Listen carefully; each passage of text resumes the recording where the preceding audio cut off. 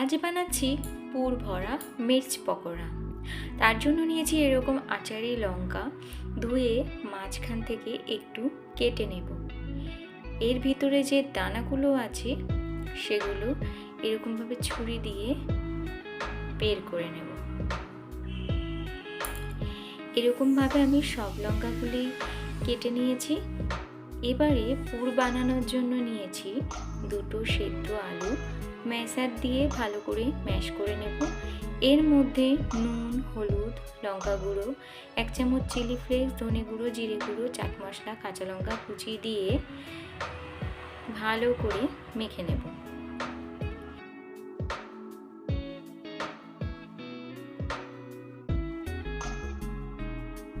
এরপর ছোটো চামচের 1 চামচ জিরে আর 1 চামচ ধনে ভালো করে রোস্ট করে গুঁড়ো করে নিয়ে মাখা আলুটার মধ্যে দিয়ে আবারও ভালো করে মিশিয়ে রেখে দেব।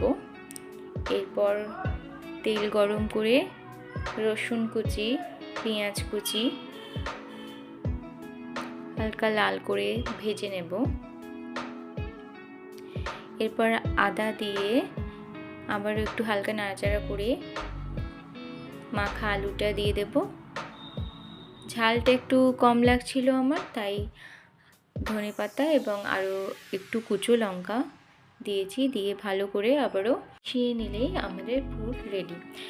তো এবার ব্যাটার বানানোর পালা। প্রথমেই নিলাম 1 চামচ কর্নফ্লাওয়ার, 5 চামচ বেসন, নুন, গোলমরিচ গুঁড়ো, কালো জিরে,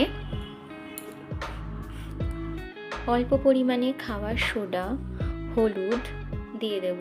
এরপর জল দিয়ে ব্যাটারটা রেডি করে নেব। ব্যাটারটা ঠিক এই রকম হবে, খুব বেশি পাতলাও নয়, খুব বেশি মোটাও নয়। এইবারে যে লঙ্কাগুলো কেটে রেখেছিলাম তার মধ্যে পুরগুলো ভরে দেবো। এইভাবে চেপে চেপে আলুর পুরটা এইভাবে ভরে দেবো। সব লঙ্কাগুলো আমি করে নিয়ে এবারে ভাজার পালা। এবারে একটা একটা লঙ্কা আমি এইভাবে ব্যাটারে ডুবাবো আর গরম তেলে ছেড়ে দেব। কিন্তু একটা জিনিস, সেটা একদমই লো ফ্লেমে ভাজতে হবে। এপাশ ওপাশ উল্টে পাল্টে লাল করে ভেজে নিলেই রেডি হয়ে যাবে পুর ভরা মির্চ পকোড়া। আশা করছি আজকের রেসিপিটা আপনাদের ভালো লেগেছে। বাড়িতে কোনো গেস্ট আসলে এইভাবে স্ন্যাক্স রেডি করে আপনারা দিতেই পারেন। ভালো লাগলে লাইক, শেয়ার, কমেন্ট করে দেবেন।